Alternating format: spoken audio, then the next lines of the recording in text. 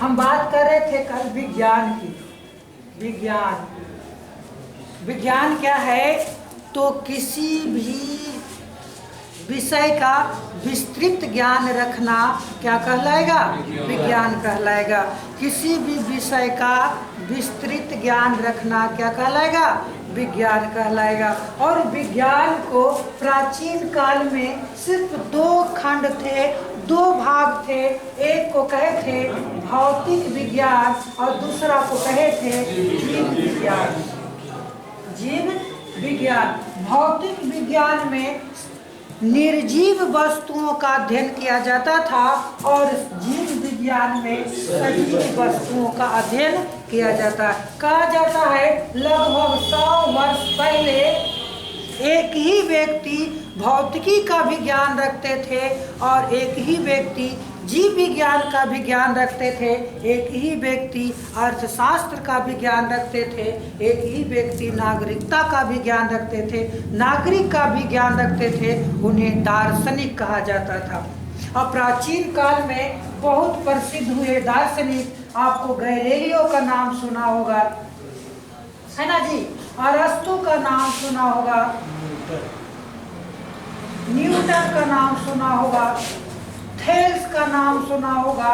ये सभी क्या थे? दुनिया के प्रसिद्ध दार्शनिकों में से एक थे। दुनिया के प्रसिद्ध दार्शनिकों में से एक थे। जैसे जैसे दुनिया तेजी से बढ़ती गई, लोगों की आवश्यकताएं बढ़ती गई और जैसे जैसे आवश्यकता बढ़ी तो विज्ञान का दायरा भी बढ़ता गया। अभी वर्तमान में कहेंगे कि विज्ञान की कई शाखाएं आ गई है। अब इन विज्ञान की कई शाखाओं में क्या कहेंगे तो आपको यहाँ पर भौतिक विज्ञान, रसायन विज्ञान, जीव विज्ञान, खगोल विज्ञान, वनस्पति विज्ञान तो जीव विज्ञान में ही आएगा ना जी? वो भी तो सजीव है, जहाँ पर सजीव वस्तुओं का अध्ययन करते हैं, है ना? और खगोल विज्ञान, भू विज्ञान, अब तो और आ गया कंप्यूटर, इलेक्ट्रॉनिक्स, और आज के डेट में सबसे लेटेस्ट है रोबोट विज्ञान, है ना? सबसे लेटेस्ट है रोबोट विज्ञान। रोबोट पर दुनिया भर में अधिकांश शोध चल रहा है कि रोबोट का उपयोग मानव की तरह किया जाए, बॉर्डर पर भेजा जाए कि मानव की क्षति नहीं होगी। तो बताओ, अगर रोबोट मानव की जगह पर काम करना शुरू कर दिया तो मानव की अस्तित्व धीरे धीरे समाप्त हो जाएंगे। कि चूंकि मानव की कोई आवश्यकता नहीं है तो बेरोजगार हो जाएंगे। वो करेंगे क्या? तो धीरे जिस प्रकार से मानव ने पहले बड़े बड़े नाखून रखता था, आपको एक 10वां में कहानी कल ही पढ़ाए हैं, नाखून क्यों बढ़ते हैं, है ना? नाखून क्यों बढ़ते हैं? एक बच्चा पूछता है हजारी प्रसाद द्विवेदी से कि पापा नाखून क्यों बढ़ते हैं? अब पापा क्या बताए कि बाल क्यों बढ़ते हैं? हम भी कोई उसका जवाब नहीं दे सकता है। तो उसी में आपको चर्चा की गई थी कि नाखून क्यों बढ़ता है।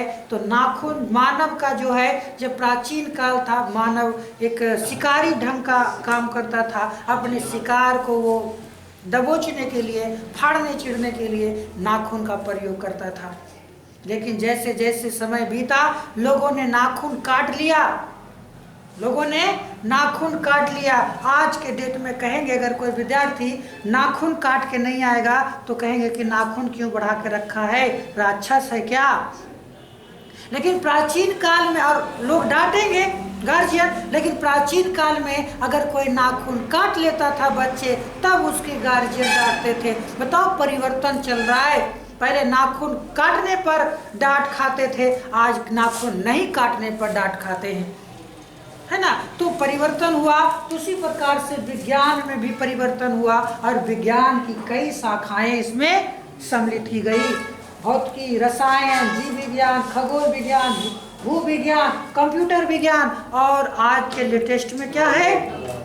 रोबोट विज्ञान इसमें शामिल किया गया है। अब इसके बाद आपने देखना है कि हम चर्चा करेंगे, हम जो पढ़ाने वाले हैं वो है भौतिकी विज्ञान। क्या है? भौतिकी विज्ञान।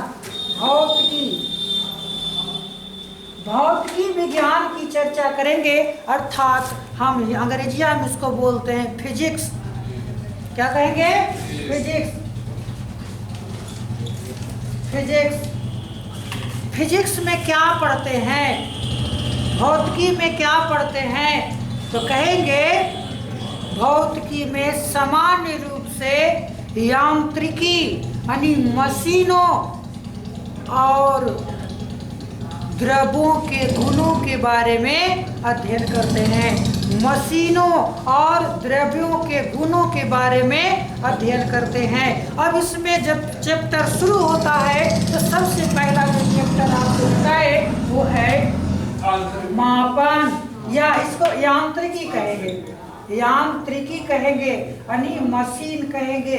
यांत्रिकी में सबसे पहला जो चैप्टर पढ़ना है वो है आपको मापन, या इसी को कहेंगे मात्रक एवं बीमा। मात्रक एवं बीमा। बीमा का मतलब होता है कर्जा चढ़ाना। हम आगे चर्चा करेंगे। बीमा का मतलब होता है कर्जा चढ़ाना, और यहाँ बीमा के मतलब होता है पावर चढ़ाना, मथवा पर, है ना, मथवा पर पावर चढ़ाना। तो ध्यान देना है, सबसे पहले एक शब्द आता है फिजिक्स में, वो है राशि। क्या है? राशि। तो राशि किसको कहेंगे? राशि किसको कहेंगे? तो कहेंगे कि जिसे संख्या के रूप में व्यक्त किया जा सके, जिसे संख्या के रूप में व्यक्त किया जा सके उसे राशि कहते हैं। इसी में एक जुड़ जाता है भौतिक राशि। क्या जुड़ जाता है? भौतिक राशि। तो कहेंगे राशियों को भौतिकी के पदों में व्यक्त करना भौतिक राशि कहलाता है, या कहेंगे कि राशियों को भौतिक के नियमों के अनुसार लिखना भौतिक राशि कहलाता है। अब भौतिक राशि में कौन कौन आएगा? तो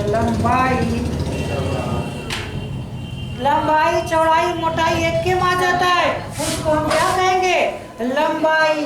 फिर आपको कहेंगे समय, फिर कहेंगे द्रव्यमान, फिर कहेंगे बल, फिर कहेंगे त्वरण। ये सभी क्या है? भौतिक राशियां है। ये सभी क्या है? भौतिक राशियां है। लंबाई, समय, द्रव्यमान, बल, कोण, ये सभी क्या है? भौतिक राशियां है। अब देखो कि भौतिक राशियां जो होती है वो दो प्रकार के होते हैं। क्या कहेंगे? भौतिक राशियां जो है वो दो प्रकार के होते हैं। भौतिक राशि ये दो प्रकार के होते हैं। हम सदिश अदिश की चर्चा थोड़ा और आगे करेंगे। अभी हम जानेंगे भौतिक राशि जिसको लंबाई, समय, द्रव्यमान, विद्युत धारा, इन सभी जो है ये दो प्रकार के होते हैं। एक को कहते हैं मूल राशि, या इसे कहते हैं आधारी राशि। क्या कहते हैं? आधारी राशि। और दूसरा होता है व्युत्पन्न राशि। व्युत्पन्न राशि इसको कहते हैं ड्राइव क्वांटिटी, इसको कहते हैं फंडामेंटल क्वांटिटी। आपको फिजिक्स अधिकांशतः इंग्लिश में ही पढ़ा जाता है। साइंस का चैप्टर हम लोग भी इंग्लिश में पढ़े थे। तो क्या कहेंगे? मूल राशि या आधारी राशि, या दूसरा क्या है? व्युत्पन्न राशि। तो आधारी राशि या मूल राशि किसको कहेंगे? तो वे राशि जो स्वयं की सहायता से बने हो, वे राशि जो स्वतंत्र हो, वे राशि जो स्वयं की सहायता से बना हो, या वे राशि जो स्वतंत्र हो, वैसे राशि को हम क्या कहेंगे? मूल राशि कहेंगे। और मूल राशियों की संख्या 7 है। मूल राशियों की संख्या कितनी है? 7 है। कौन कौन? सबसे पहले द्रव्यमान, फिर क्या कहेंगे? लंबाई, फिर क्या कहेंगे? समय, फिर क्या कहेंगे? ताप, फिर क्या कहेंगे? विद्युत धारा, फिर क्या कहेंगे? ज्योति तीव्रता, फिर क्या कहेंगे? पदार्थ की मात्रा, पदार्थ की मात्रा। ये सभी क्या है? भौतिक राशियां है। कैसे भौतिक राशि है? तो मूल भौतिक राशियां है। कैसे राशियां है? मूल भौतिक राशियां है। क्या बताओ, द्रव्यमान में कुछ जुड़ा हुआ है? नहीं। लंबाई में कुछ जुड़ा हुआ है? नहीं। ये राशियां क्या होती है? स्वतंत्र होती है। मूल राशियां क्या होती है? स्वतंत्र होती है। लेकिन व्युत्पन्न राशियां जो है मूल राशियों की सहायता से बनी होती है। व्युत्पन्न राशियां, जिसको ड्राइव्स यूनिट कहते हैं, ड्राइव फंडामेंटल क्वांटिटी कहते हैं, ये किससे बने होते हैं? तो मूल राशियों के पदों में व्यक्त किया जाता है, या 2 या 2 से अधिक मूल राशियों से निर्मित होता है। जैसे आपको कहेंगे बल, बल का मात्रा क्या होगा? न्यूटन मीटर प्रति सेकेंड स्क्वायर, या इसी को कहते हैं बल। क्या सूत्र क्या होता है? बल का सूत्र क्या होता है? द्रव्यमान गुने, यहाँ को द्रव्यमान और गुने त्वरण, द्रव्यमान गुने त्वरण। तो द्रव्यमान का मात्रक हम जानते हैं केजी होता है, और इसका मात्रक मीटर प्रति सेकेंड होता है। देखो, हम यहाँ नहीं जानेंगे, ये 2 राशियों से मिलकर बना है। एक क्या है? द्रव्यमान है, दूसरा क्या है? क्षेत्रफल। क्षेत्रफल क्या है?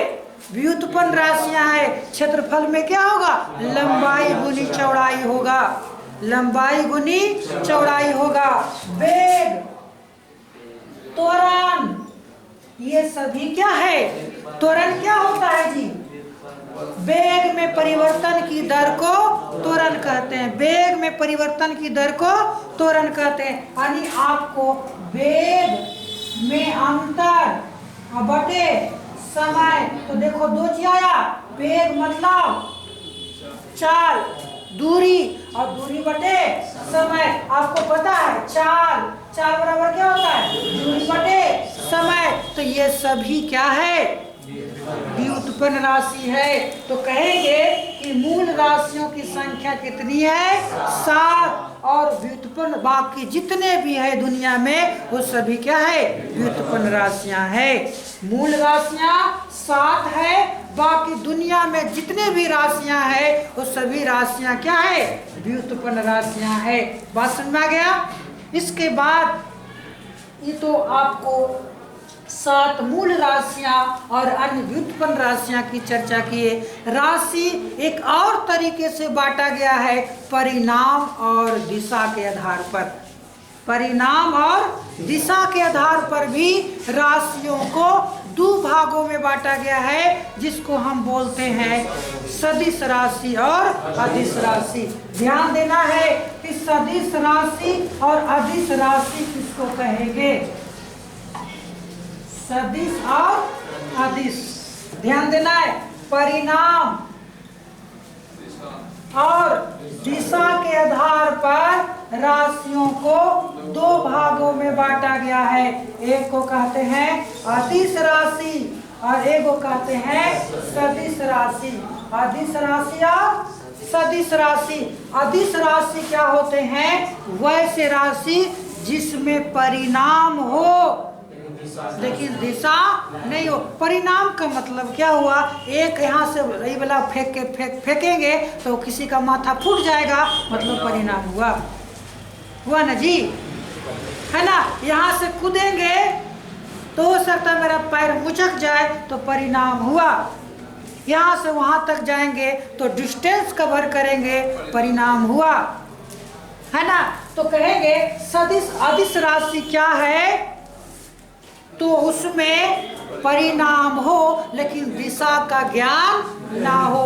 अगर आपको कह दे लंबाई, बताओ लंबाई मतलब यहाँ से वहाँ गए लंबाई हुआ, लेकिन कने गए दिशा का ज्ञान हुआ नहीं, तो ये कैसी राशि होगा, अदिश राशि होगा। चाहे आपको लंबाई हो जाए, द्रव्यमान हो जाए, समय हो जाए, ये सभी क्या है, क्या है, अदिश राशि है।